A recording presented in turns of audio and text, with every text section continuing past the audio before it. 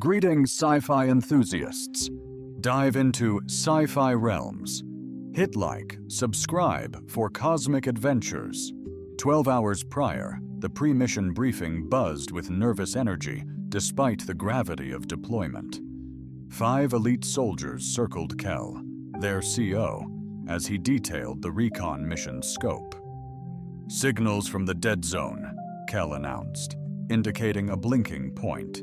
Anomalous frequencies, maybe civilian. Comms expert, Vex, will be crucial.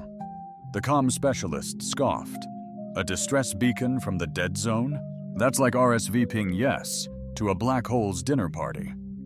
His morbid wit sparked amusement among the group. Dead or alive, we investigate, Kel responded, a subtle smile playing on his lips. Wheels up in 30. As the team scrambled to prepare, Kel observed Raya, his second, paused by the armory, intently examining a miniature holographic charm displaying a child's image. If you're ready to step into the fire with us, comment, "I'm ready." Everything all right? He inquired softly, approaching. Rhea swiftly deactivated the charm, concealing it within her vest. "Just my standard pre-mission custom," she replied, feigning composure. Lightness consulted a mystic in the Undercity prior to launch. She proclaimed, "Today is not my day to perish." With a wink, "I relish those chances." Kel grasped her shoulder. "Keep that fortune secure. I want everyone back for Tanner's birthday. Extravaganza next week." Tanner, their demolitions maestro, smirked from across the room, the commander recalls. "See, I told you all he cares." The effortless kinship persisted as they embarked aboard the transport. 8 souls in total, Kelria Vex Tanner, along with crews. Jace Lynn and Dex, a squad that had weathered 17 deployments together, a team that implicitly trusted each other. Just another routine op, Vex quipped as the transport ascended, promising a return before supper, 12 hours hence. Agony was Kel's initial reawakening sensation. A searing throbbing consumed his left flank, crimson blood soaked through the ravaged tactical attire. Pungent fumes of incinerated synthetics, scorched terrain invaded his nostrils, forcing open his eyes, clearing away the grit, the ash that coated his face. Surrounding him, twisted, smoldering wreckage of their former transport. Jagged metal-piercing earth, mimicking shattered bones. Still radiating amber at the periphery, fragmented forms lay strewn amidst the debris. His squad, his comrades. He recognized Rhea's hand, her cherished amulet pulverized under rubble, its energy signature sputtering faintly before vanishing entirely. Kel struggled upright, reeling as the environment spun dizzily. Instinct took control amidst the torment. Evaluate wounds, establish safeguard, locate survivors. A rapid self-examination identified 3 fractured ribs, a significant gash on his leg, and a probable head trauma. Nothing imminently life-threatening, he perceived. Stumbled through the wreckage, examining each form. No life signs, no souls survived. A flawless ambush, executed with chilling precision. They were annihilated. Then he spotted her, half buried in ash, the edge of oblivion, her azure skin a vibrant defiance against the monochrome devastation. Her breaths, faint whispers against the silence, yet undeniably present. A limb contorted, a deep wound marring her brow, spilling sapphire blood down her exquisite features. Kel knew who she was. Species instantly he'd received comprehensive intelligence on the physique and vulnerabilities of these cerulean, skinned fighters. They represented the opposition. This individual held no exceptions, even in her unconscious state.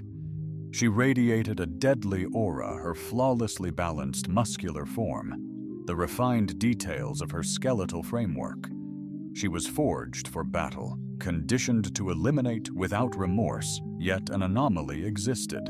Her unexpected arrival here incapacitated and injured defied any rational strategy until a chilling comprehension engulfed him. The emergency broadcast that lured his unit to this isolated ravine, the flawlessly executed ambush location, and her. Positioned strategically outside the primary assault area, she endured.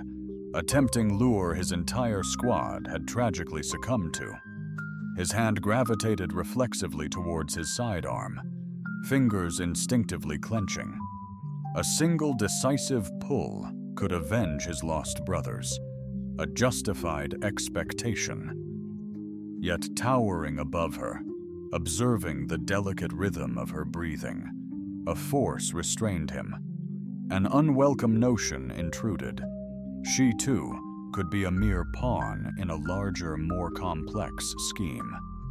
The choice solidified as the earth shuddered violently and the heavens above ominously darkened, signaling the arrival of a ferocious storm. As apocalyptic ash storms threatened to flay flesh, certain death loomed. Weapon secured, Kel, wincing, hoisted the alien warrior onto his shoulders with surprising ease, her slightness belying her combat prowess, muttering, "You better justify this," as he navigated the increasingly suffocating, ash-choked canyon, the encroaching tempest obscuring all. A jolt of lightning slashed the heavens, unveiling the desolate expanse in sharp bursts of electric blue and white. He sensed her subtle shift, her form bracing against his for a heartbeat. Her eyelids parted, revealing luminous violet eyes that seemed to penetrate his very being. In that ephemeral moment of awareness, she grasped the unbelievable. A human was carrying her to sanctuary. The canyon constricted, channeling the onrushing tempest's gales into a thunderous roar. Ash motes danced aggressively, pricking Kel's bare flesh. His limbs screamed with exhaustion. His battered body and throbbing wounds vehemently opposed the exertion, yet he pressed onward, fueled by an intrinsic survival drive. Ahead, barely discernible amidst the intensifying tempest, loomed the silhouette of a structure, a desolate outpost etched into the canyon's face. Seeking refuge, Kel staggered the last stretch, practically collapsing through the corroded entrance. The interior was dim and stale, but mercifully shielded from the tempest's wrath. He gingerly laid the extraterrestrial woman onto the grimy floor before slumping against the wall, his breathing ragged and labored.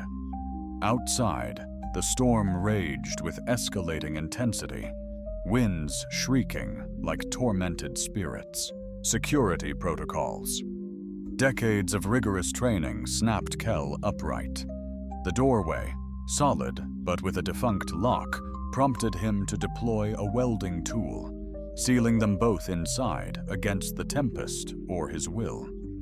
He aided his companion by arranging a makeshift pillow beneath her head before settling in. He braced himself against the far wall, drawing his combat knife from its sheath, its blade shimmering in the subdued light. He rested it across his lap, poised but not menacing, and waited. Time stretched on.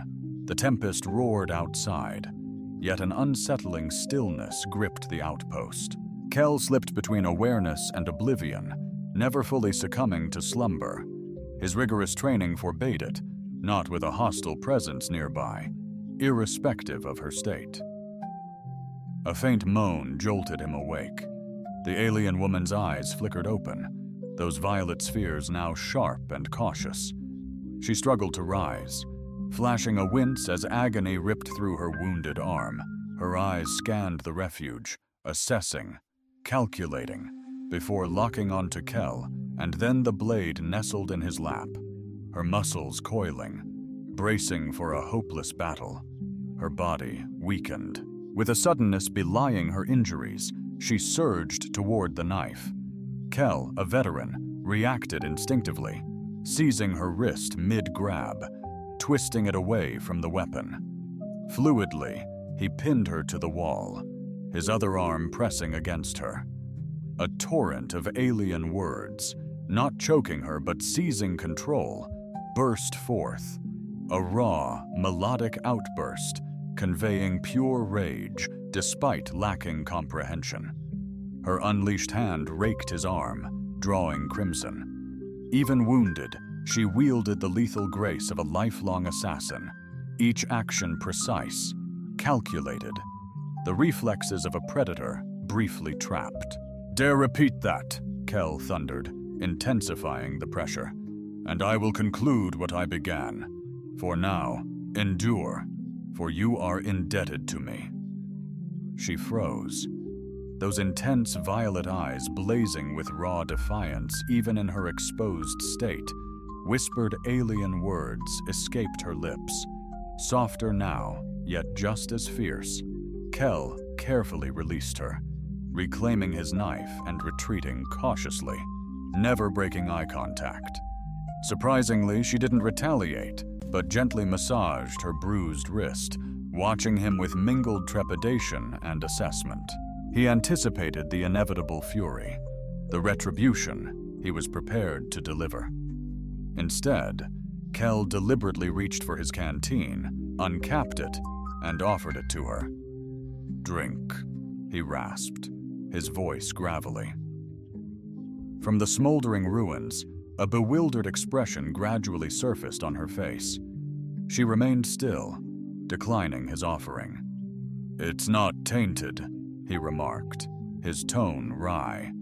"If death was my intention, I wouldn't have bothered hauling you through that gorge." With trepidation, she reached for the flask, her fingers grazing his. The water offered sweet relief to her parched throat, and she resisted the impulse to drain it ravenously. "Why?" she eventually questioned, her voice retaining the melodic lilt unique to her kind. "Why assist me, knowing my true nature?" Kel retrieved the flask, his gaze unwavering. "You're drawing breath," he stated plainly. "That's justification enough." The reply appeared to perturb her far more than any menace. She averted her gaze, scrutinizing the bolted door, the grime-coated ground, anything to avoid the mortal whose compassion she simply couldn't fathom. "Your signal was the bait that drew my team to this place," Kel stated, his tone pragmatic, devoid of accusation. "8 skilled individuals. Now I stand as the sole survivor." She recoiled, the motion subtle, less guilt, more an acknowledgement, a grim confirmation of her existing suspicions. "If you anticipate a denial, you won't receive one," she responded, locking her eyes on his once more. "However, there are critical facets that remain beyond your comprehension." "Clarify this for me," Kel stated, subtly adjusting the knife in his lap. "Not a menace, but a stark reminder of our fragile equilibrium." She momentarily shut her eyes, seemingly summoning resolve, or perhaps seeking phrases that wouldn't ring false. "My name is Nara," she initiated, her confession of identity already a transgression of her discipline. "And I never desired this clandestine operation." Amidst the outpost's shadows, as the tempest relentlessly howled, Nara's narrative emerged, fragmented memories laced with agony. Once a scientist, she specialized in xenobiology, her inquiries leading her to challenge the pervasive propaganda that depicted humans as unthinking invaders.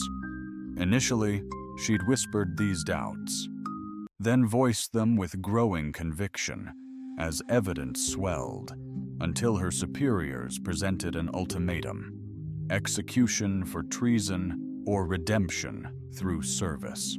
They presented a path to reaffirm my allegiance, she confided, her voice barely cutting through the fierce gales outside. As bait for a human scouting party, I was to broadcast a false distress signal, feigning injury and vulnerability. Your people would investigate, and mine would ambush you. You were... Disposable Kel perceived no accusation in his voice, yet the revelation palpably extracted a piece of her essence. I was perpetually cognizant of that fact, but vocalizing it now signifies my maiden act of defiance. Her thoughts swirled back to the fateful day. Her former existence crumbled. The chamber exuded an icy, clinical aura adorned by 3 distinguished officers, their azure countenances inscrutable amidst the luminous data displays showcasing her groundbreaking research years of pioneering xenobiological inquiries into humans. Anatomical congruencies, evolutionary echoes, cognitive architectures, labors, meticulously crafted to foster comprehension. The adversary's work provoked unsettling questions. "You've breached classified files 17 times, the central officer declared, his voice devoid of emotion. "Casualty reports, cultural treasures, pre-war records." Nara stood tall, her scientific discipline lending composure. "My inquiry demanded context." "Your inquiry demanded optimized killing," the female officer retorted, "not understanding their art." The senior officer observed her, penetrating her facade. "You analyze adversaries, not to kill them." But delving into their minds wasn't merely a query. It felt like a direct accusation. Nar countered, "Understanding isn't betrayal, it's enlightenment." The swift retort, "Sympathy is and your recent work reveals a profound, bordering on obsessive, concern for their continued existence." Evidence mounted. Clandestine communications with aligned thinkers, provocative models challenging the accepted narrative of human dominance, even a restricted cultural artifact discovered within her private domain. The ultimatum presented was a thinly veiled facade. Execution for sedition, the officer declared, or atonement via ultimate sacrifice. Service entailed functioning as bait, an alluring decoy for human recon squads, disposable and easily dismissed. She recalled the frigid medical slab where they'd embedded the tracking and beacon beneath her flesh, the sterile pad where she'd pressed her thumb, sealing her fate. Understanding she was now a mere instrument, not a person, a means to a goal. "How many squads preceded mine?" Kel queried, drawing her back to reality. Nara met his gaze unflinchingly. 3. She omitted that she'd never witnessed the fallout, having been recovered unconscious each time.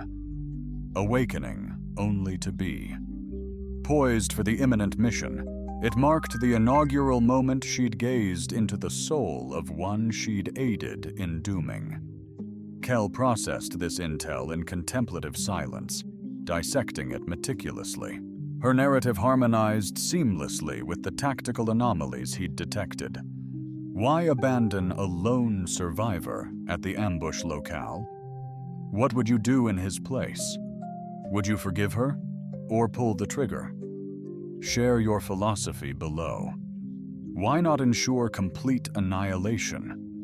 Because her purpose culminated upon activation of the snare. She was never destined to confront or endure.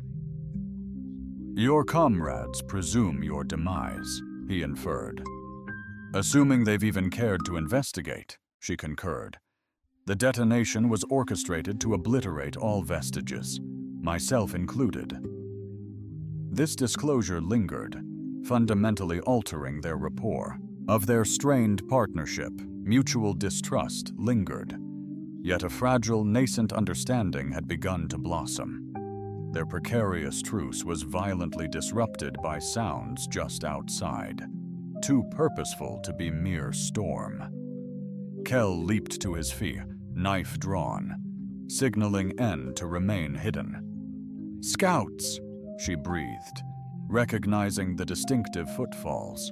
"My people, they're hunting us." An elite squad, perhaps 2, maybe 3. Kel gauged their dwindling options, none favorable. The welded door, their former shield, was now their cage. The outpost lacked a back escape, and the raging storm blinded long-range vision, favoring the predators, not the prey. "They'll summon backup the moment they pinpoint us," Nar cautioned. "We're on borrowed time. Minutes, not hours." Kel stealthily approached the grimy window, careful to remain unseen.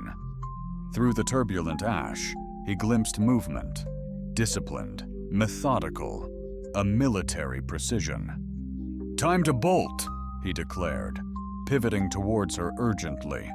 "Before they completely engulf us." He inventoried his paltry gear, confirming his weapon status. A mere 6 shots remained, insufficient for a proper fallback. His leg wound, aggravated by the fleeting respite, bled anew, staining the crude bandage. Nar observed his deteriorating state. "That leg won't carry you far." "Observe," he retorted icily, hobbling towards the distant wall where relentless erosion carved a barely perceptible crevice, quite possibly their singular lifeline. His initial stride ignited searing agony in his wounded limb. Threatening to buckle his knee, the subsequent step amplified the torment. By the third, his visage had turned ghostly, his teeth grinding against the unbearable pain. Nar moved instinctively to assist, sliding beneath his arm to offer support. Kel recoiled instantly, shoving her away with surprising intensity. "I require no assistance," he rasped, bracing himself against the wall. Nar retreated, her violet eyes sparking with a mixture of annoyance and empathy. The space she preserved was not solely corporeal. It represented a cultivated self-control. Someone rigorously trained in emotional suppression, observing before acting. Daughter of the Wastes, honed to execute without hesitation, once lethal for a glance, now assesses him with chilling precision. "If oblivion beckons, embrace it," she stated icily. "I refuse to be your anchor." She pivoted towards the breach, poised to abandon him. "I rescued you, remember?" Kel rasped, his voice a mix of agony and defiance. Nara halted, glancing back. "You salvaged the lure," she responded flatly. "You made this choice. Now move, or depend on me." Their gazes clashed in a silent war, his stubbornness masking any vulnerability, hers unyielding, devoid of any hint of sympathy. For what felt like an eternity, neither yielded, the encroaching sounds of scouts growing louder outside. Finally, Kel released a sharp breath. "If we perish because I'm slowing us down, we're doomed," she declared, swiftly returning to his side, nestling beneath his arm once more. "But we're certainly doomed if we waste time arguing here." This time, he didn't reject her. Their roles inverted. The savior was now saved. The bait, the beacon. Neither verbalized this pivotal change, yet both sensed a seismic shift in their precarious equilibrium. United, they navigated the wall's breach, plunging into the tempest's maelstrom. Visibility was abysmal, but Nar, sure-footed, led them along the canyon face. Each step brought Kel intense pain, but he mirrored her stride, each movement a painful testament to his resolve. Behind them, the pursuers' clamor faded, swallowed by the storm's wrath. For this moment at least, they were safe.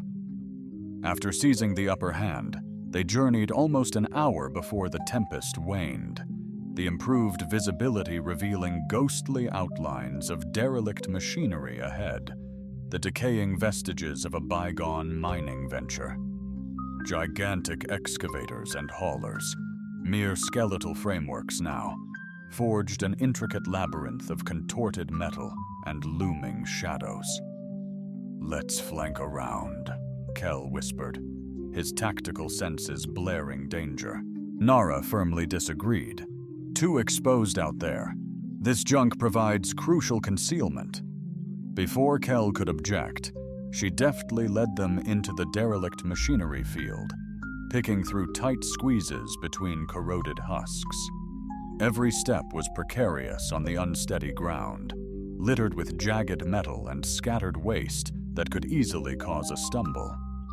They were nearly across when Nara abruptly stiffened, her body taut against his. "Hold," she breathed. Kel picked up the sound a heartbeat later, a faint scraping of shoes on loose stones, not behind, but directly in their path, stumbled into a vice grip. He inhaled. They retreated cautiously, searching for a different path, but movement echoed from all sides. The scouts had predicted their route and strategically placed themselves. A glimpse of cerulean hide flashed between two derelict haulers. Kel pushed Nar behind a colossal gear mechanism as energy blasts scorched the space they occupied. 3, possibly 4, he estimated. Grabbing for his weapon. 5, Nar interjected, gazing through a crack in their shelter. 2 on the left flank, an energy, a searing bolt slammed into their sanctuary, showering them with molten fragments dangerously close by. They couldn't linger. The antiquated tech couldn't endure relentless bombardment. "On my signal," Kel breathed. "Sprint toward that capsized crawler. I'll provide cover. Just move despite your injury. Go when I command." He gauged the lull in enemy fire, then emerged, unleashing 3 precise rounds. A pained shriek confirmed at least one hit its mark. "Now!" he roared. Nar surged forward, her lithe figure weaving through the wreckage. Kel trailed, his wounded leg howling in defiance. He was nearly there when a flicker of movement snagged his attention. A soldier had circled stealthily, weapon poised, aimed squarely at his back, time warped. Kel knew evasion was impossible, retaliation futile. The energy bolt would obliterate him. Salvation materialized in Nara, who intercepted the deadly blast. It struck her shoulder, searing her azure skin, knocking her senseless. Fury erupted alongside a dormant emotion. In mere moments, Kel traversed the distance, reaching the soldier poised for another shot. His blade located the chink in the alien's armor, neck meeting shoulder. A swift twist, a sharp pull, and the soldier crumpled, violet blood spreading beneath. Kel urgently pulled Nara behind the crawler as more fire cascaded down. Her shoulder wound was gruesome, charred flesh radiating from the epicenter. "Foolish maneuver," he muttered, ripping a strip from his worn shirt, fashioning a crude bandage. Nara flinched as he dressed the wound, her gaze now crystal clear. "We're even."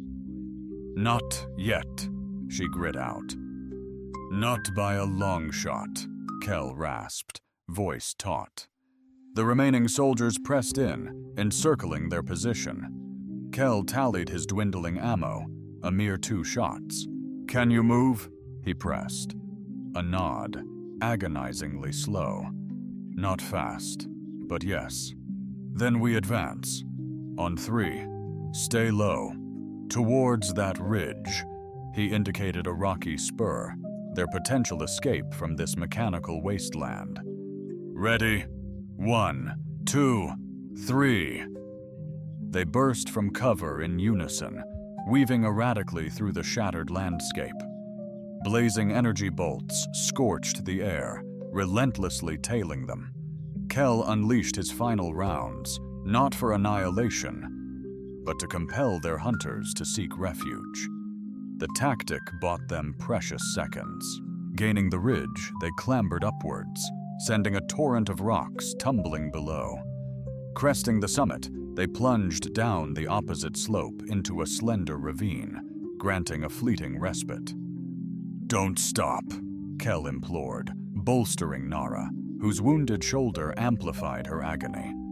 They pressed forward, leaving the echoes of pursuit fading in their wake. Momentarily, our realities intertwined while traversing the hazardous terrain. Afar, a larger structure loomed, partly submerged in a cliffside. "We can find respite there," Nara proposed, her voice raspy with fatigue and agony. "It's a forsaken mining complex, desolate for eons." Kell assented, utterly drained. His injury had ceased hemorrhaging, yet septicemia was taking hold. His dermis burned, his vision clouded with pyrexia. He wouldn't endure much longer without suitable health care. The defunct mine presented enhanced sanctuary compared to the Enclave, offering multiple strongholds' secure locations, notably a vital medical stockpile, potentially harboring essential resources. Laid Kell gently onto a grimy cot, former infirmary began scouring cabinets while Kell recuperated. Nara ventured further, seeking anything valuable. Administrative Wing discovered a terminal archaic, yet connected to backup power. Intrigue pulled her closer, swept away accumulated grime. To her astonishment, the terminal ignited at her touch, its screen awash in an ethereal blue luminescence. The system primarily housed technical data, geological service, equipment manifests, and personnel directories.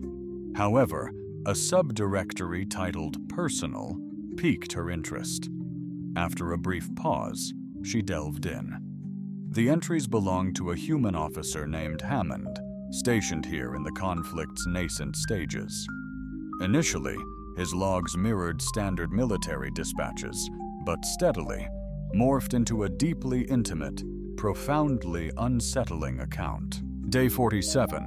One passage unveiled intercepted enemy comms, predominantly tactical intel, as anticipated, yet interspersed were mundane exchanges, families, culinary preferences, everyday life, totally detached from conflict.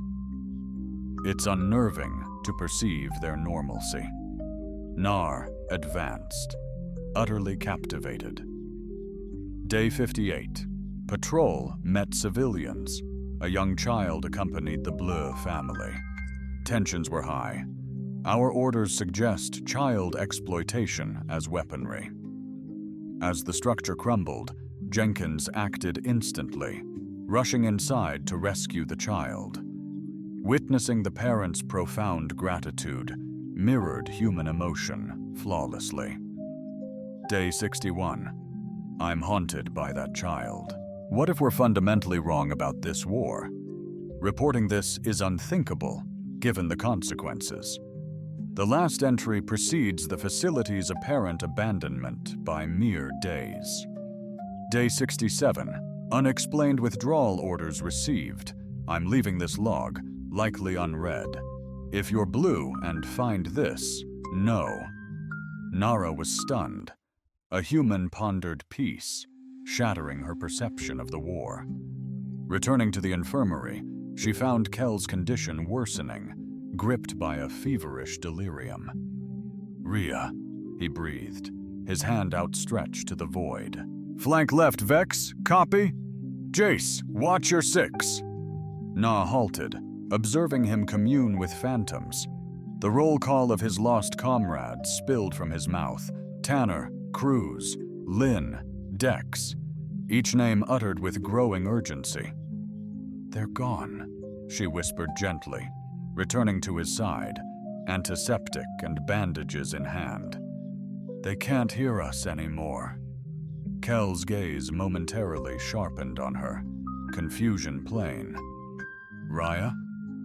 No, Nar responded softly, tending to his injuries. They're gone, Kel. You couldn't save them. She paused, then whispered, But you saved me, and now I share their burden. Her words cut through his feverish fog. His expression cleared briefly, recognition returning to his eyes. Not your fault, he rasped. Orders, like mine.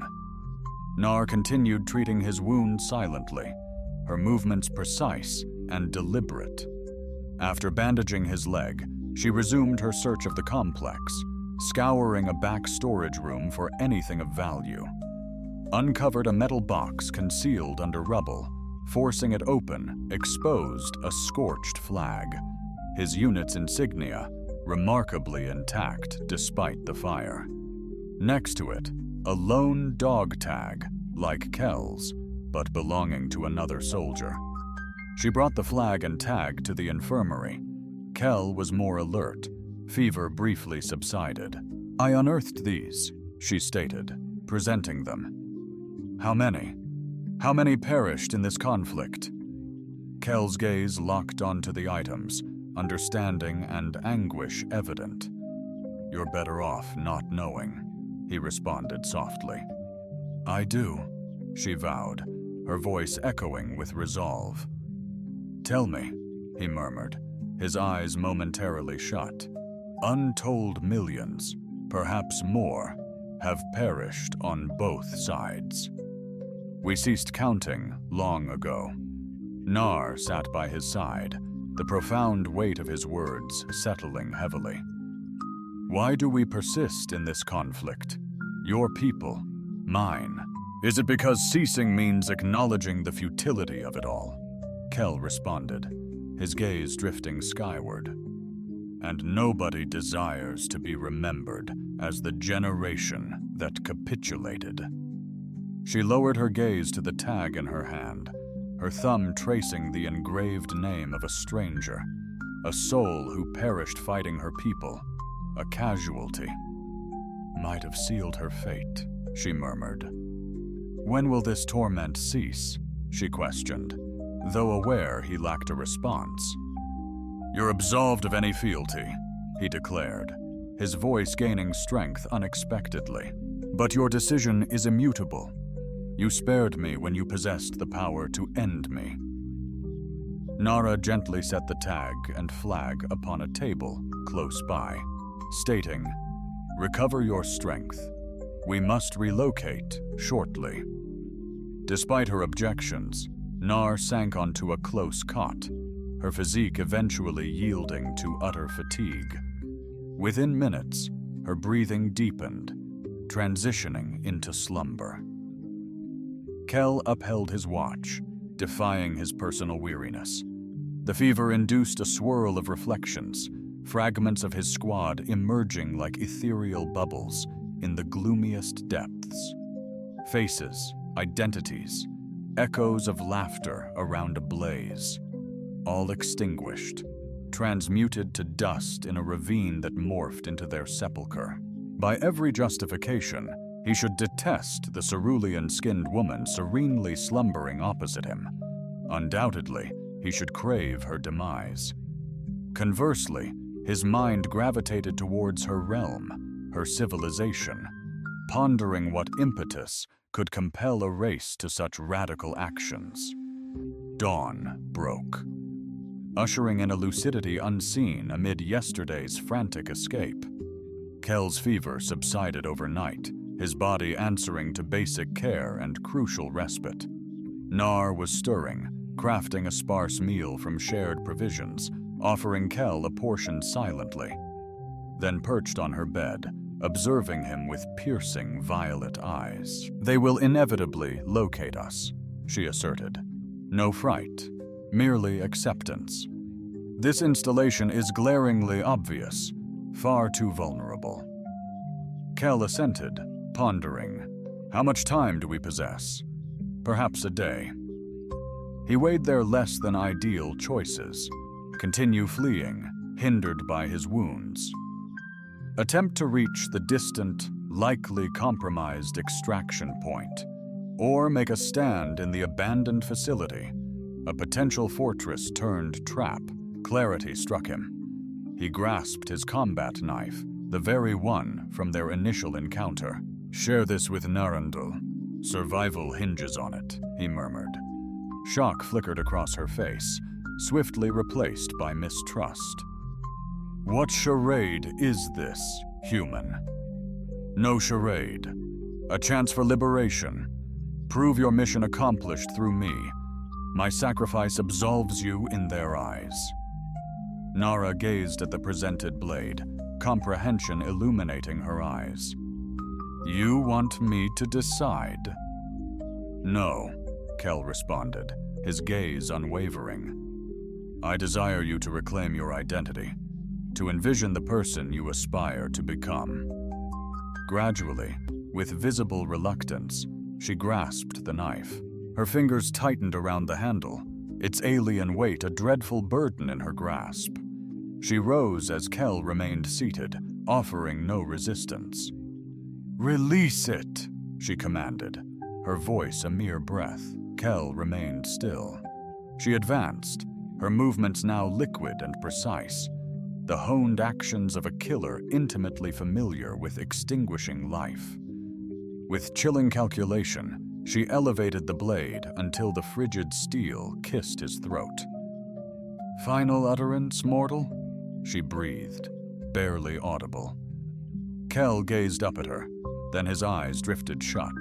"Affirmative," he whispered. "Your hold falters." Her fingers gave a slight, almost imperceptible jerk, the blade momentarily biting deeper, tracing a delicate crimson path. An eternity of silence hung heavy, broken only when Kel's eyes fluttered open. Nar had reversed the knife, the point now aimed at her own heart. "One of us was compelled to decide," she whispered, her voice barely audible. "And this is the decision I embrace." The blade crashed onto the floor, a chasm forming between them. "I can't," she confessed, the words ripped raw from her very core. "I should, damn it, but I simply can't." Kel remained still, not even glancing at the discarded knife. "I understand," he murmured, that quiet acceptance of her inevitable choice, which should have ignited her rage, instead washed over her like forgiveness, a profound recognition of a truth she was only just beginning to grasp within herself. Their pivotal moment shattered as the distant drone of engines echoed, the unmistakable shriek of approaching scout vessels slicing through the air from the east. Nar spun toward the window, her body coiled with sudden tension. "It's the commander!" she gasped, her voice laced with palpable dread. "He's come personally!" Kel hobbled to the window, disregarding the searing pain in his legs. In the distance, 3 imposing vessels plummeted towards the facility, unleashing plumes of ash upon landing.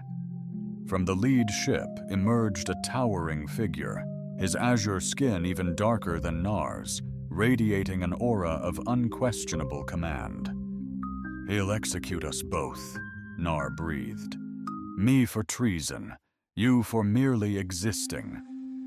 "All right, Kel, here's the play. You go out there, break the news. I'm gone.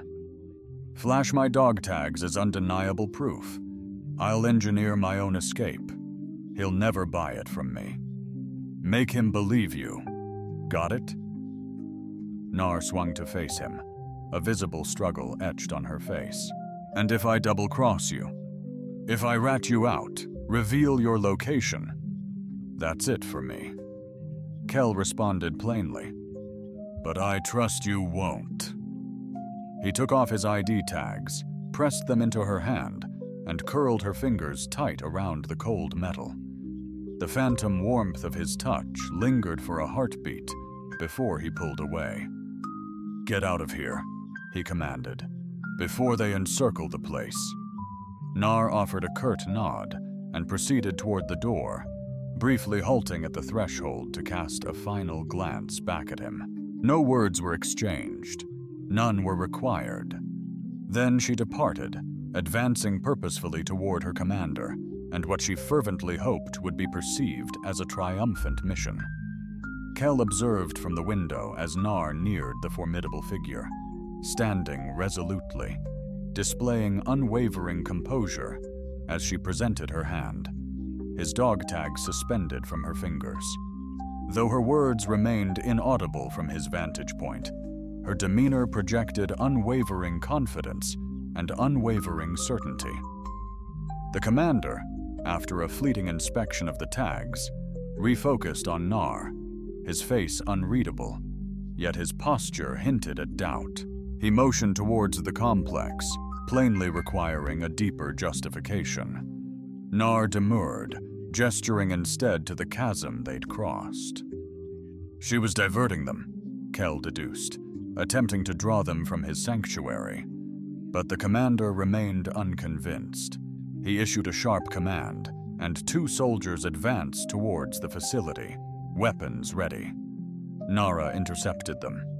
Her stance unwavering, the commander's brutal hand lashed out, impacting her face with such force that she collapsed into the ash.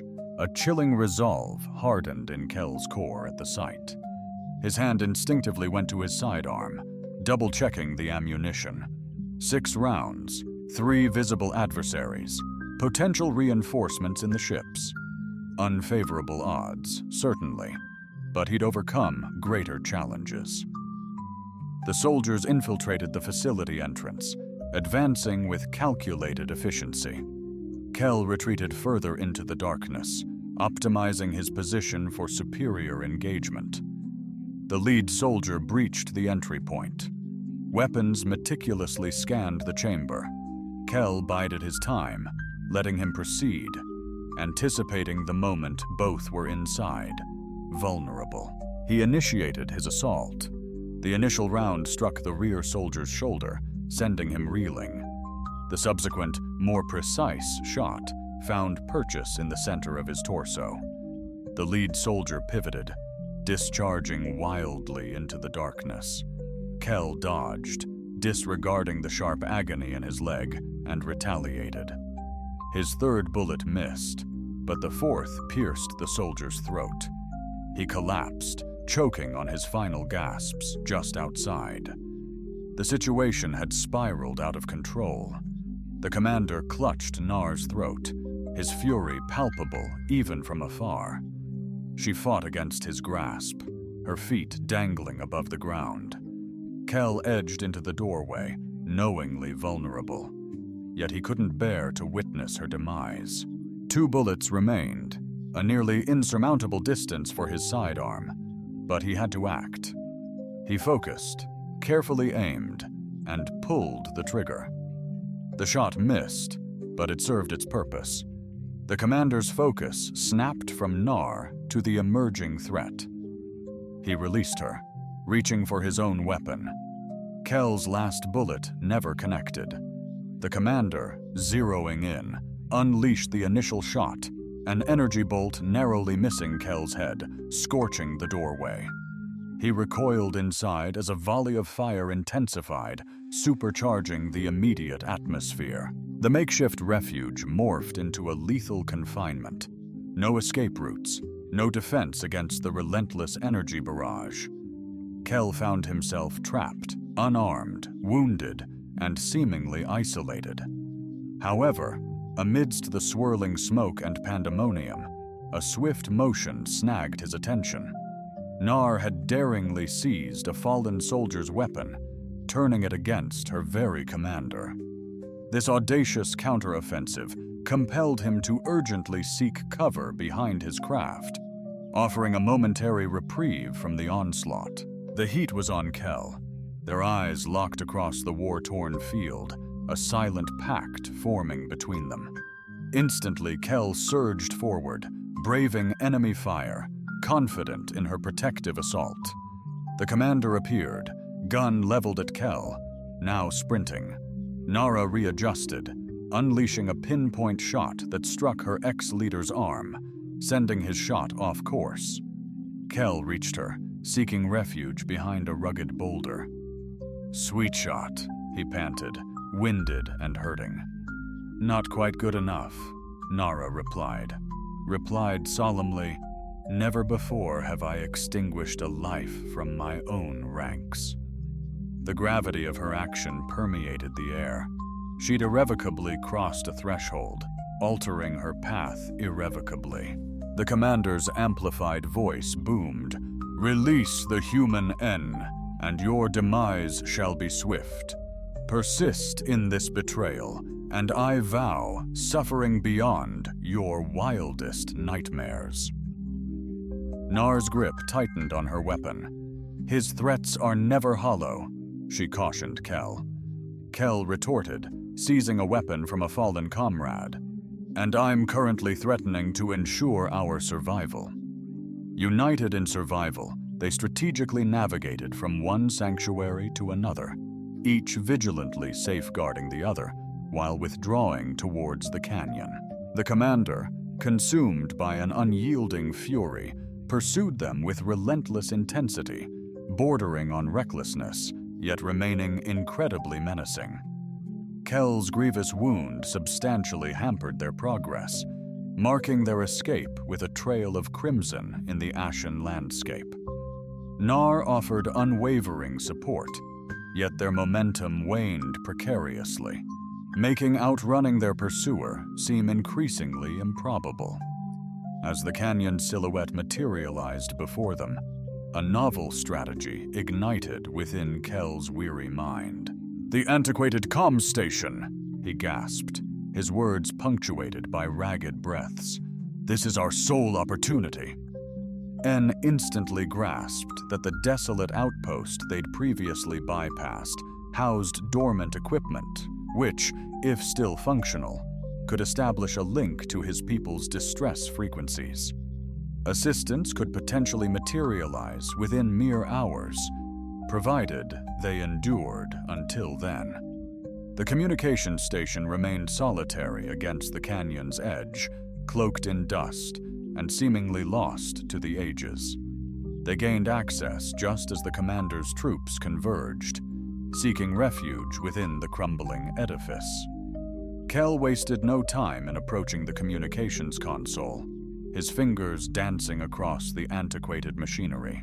To his astonishment, emergency power persisted, adequate for dispatching a rudimentary distress beacon if meticulously configured. "Can you alert your comrades?" Nar inquired, vigilantly surveying the window. "Affirmative," Kel responded, finalizing the settings, his digit poised above the broadcast initiation. "Then execute it," she pressed. Yet Kel wavered, his hand suspended above the instrument panel. The rational course, the sole viable option, was to signal for retrieval. His allies would arrive armed to the teeth and neutralize the menace, inclusive of N. "Why don't you attempt communication with your associates?" she questioned, genuinely perplexed. His hesitation, Kel glanced up from the console, his expression inscrutable. "Simply put, I trust you implicitly more than them," he confessed softly.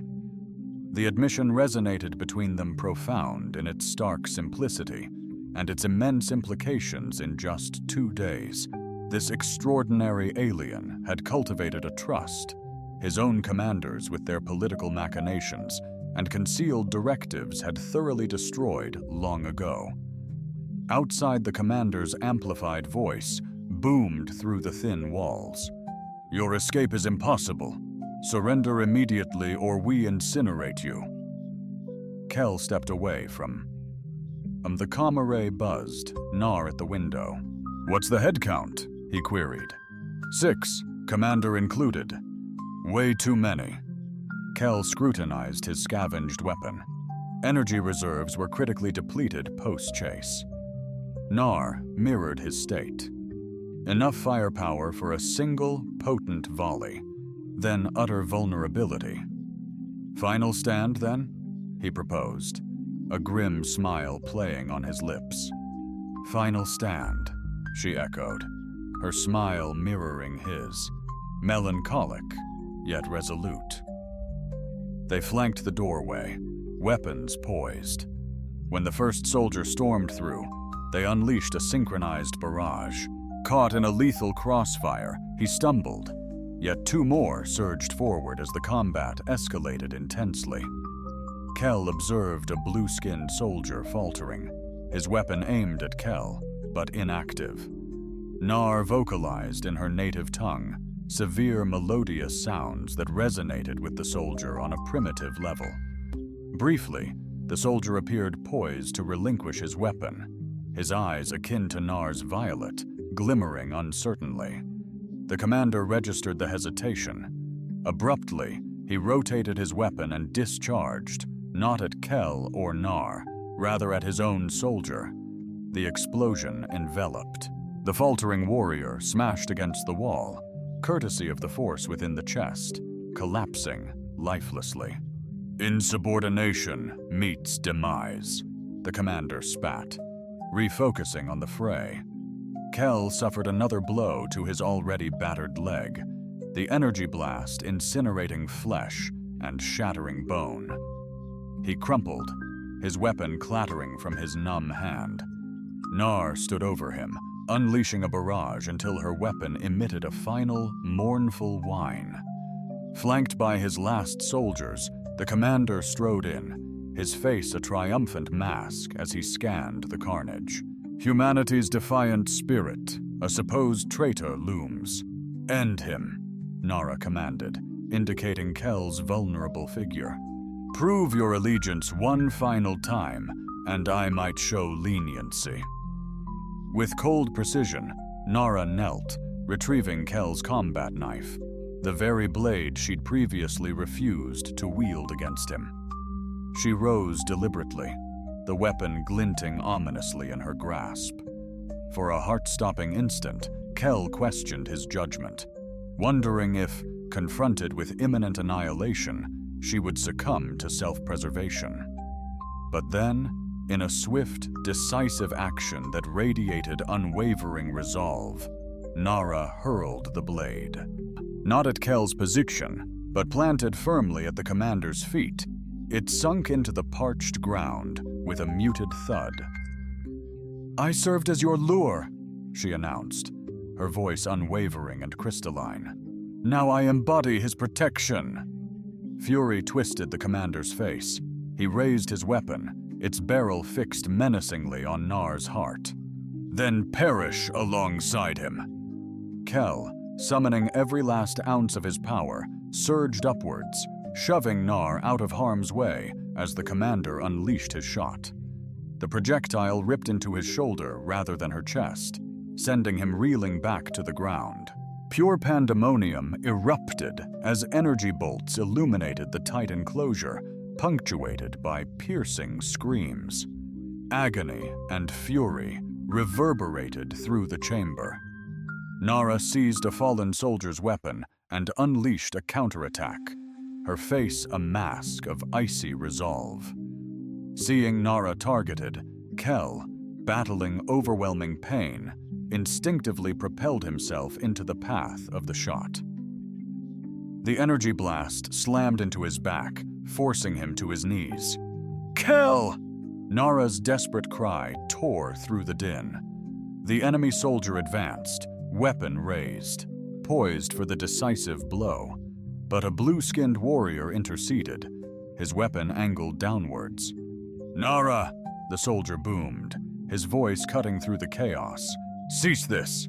Surrender immediately!" Nara faltered, recognition flashing in her eyes. "Varric, your sibling possesses greater wisdom than you," the commander declared. "He comprehends where true allegiance resides." Varric's gaze, a vibrant violet mirroring Nar's, betrayed inner turmoil and suffering. "You actually chose them?" he questioned, incredulity lacing his tone. "I opted for someone who spared me when they possessed the power to obliterate me," Nar retorted, her weapon unwavering. "You were always the first to fire, Varric, blindly adhering to directives. This is outright betrayal," Varric declared, though his weapon remained grounded. "No," Nar firmly stated. "This signifies the inaugural genuine decision I've ever undertaken." The commander's composure shattered instantly, unleashing a lethal blast not towards Nar or Kel, but directly at Varric. The energy beam slammed into his back, propelling him forward violently. He crumpled, eyes wide with disbelief, feebly reaching for his sister. "Vulnerability breeds vulnerability," the commander spat venomously, "and I eradicate contamination at its source." Something within Nar fractured completely at the horrifying sight of her brother's demise. Emitting a primal scream, a raw outpouring of years of repressed fury, she exploded towards the commander, unleashing a relentless barrage. The energy blasts tore into his chest and throat, forcing him back against the wall, his face contorted in a permanent mask of enraged defeat. Witnessing their leader's sudden downfall, the remaining soldiers scattered in utter chaos. Some scattered, while others bravely resisted, soon succumbing to Nar's fierce onslaught. As silence descended, Nar knelt by her brother's still form, wordless, yet tenderly closing his vacant eyes. Kel crawled to her, blood marking his path. "Forgive me," he whispered, words failing before such grief. After a long pause, she gazed up, eyes devoid of tears, yet brimming with inconsolable sorrow. "He was always the golden child," she murmured softly. "The ultimate warrior." At my sentencing, he remained silent, never glancing my way, yet a flicker of hesitation betrayed him. Kel realized too late.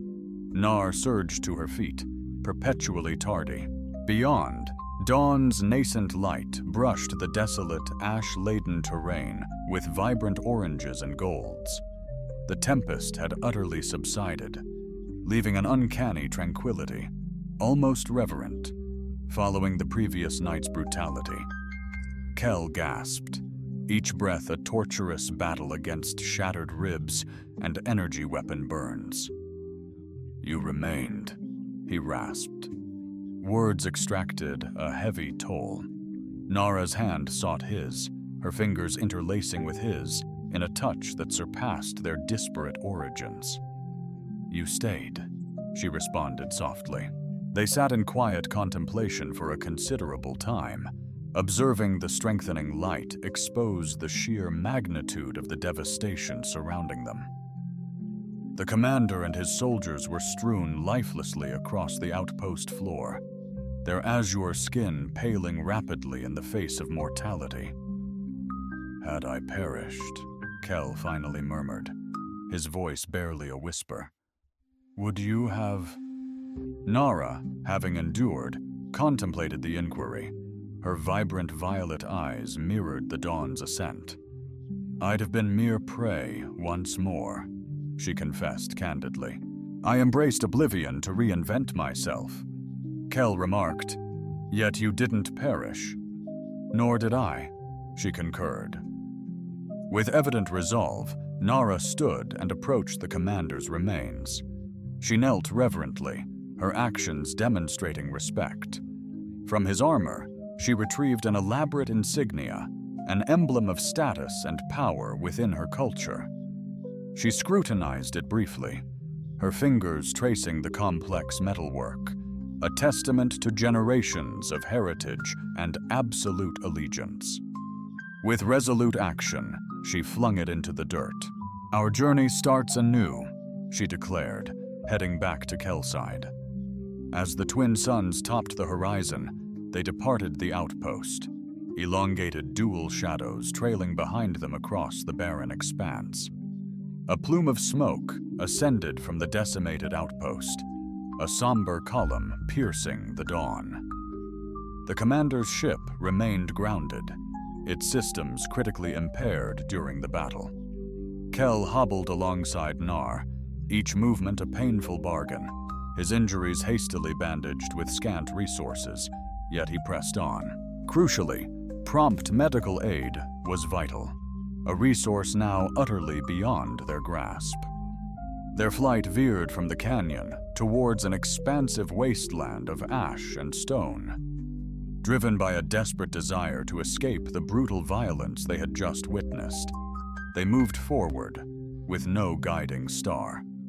After what felt like an eternity of silent trekking, they finally halted atop a modest ridge to regroup and survey their desolate new environment. The scenery extended into nothingness, devoid of settlements, spacecraft, or any trace of civilization. "So what defines you now?" Kel questioned, shattering the suffocating quiet. Nar's gaze was fixated on the distant skyline, her silhouette a study in resilience. Stark against the ethereal sky. "No one," she replied, a fleeting smile gracing Kel's lips. "Excellent," he stated. "That's precisely our launching point." As they geared up to resume their odyssey, something snagged Nar's attention in the remote distance. Barely discernible through the murky atmosphere, silhouettes shifted. Vehicles, or perhaps vessels, materializing from the east. Unclear whether they were human or of her ilk. Unknown if they heralded salvation or further peril. Kel observed them as well. His hand instinctively gravitated towards his weapon, before the stark realization that it was depleted, expended in their final desperate defense. "We could take cover," Nora proposed, indicating a close-by ravine that could provide sanctuary. Kel paused, then firmly disagreed. "No further concealment," he stated. "No more fleeing." They stood united on the precipice, exposed and at risk, observing the faraway silhouettes steadily approaching. Regardless of the outcome, be it ally or adversary, deliverance or destruction, they'd confront it united, just as they had since their initial encounter amidst the wreckage. The shapes grew bigger on the skyline. Kellanara remained steadfast, neither moving forward nor withdrawing. Their decision was unwavering, a cosmos seemingly destined for separation and ruin. In such times, that very choice could be the ultimate force, a potent weapon against the encroaching darkness. If this journey struck a chord in you, like, share, and let your voice echo in the comments.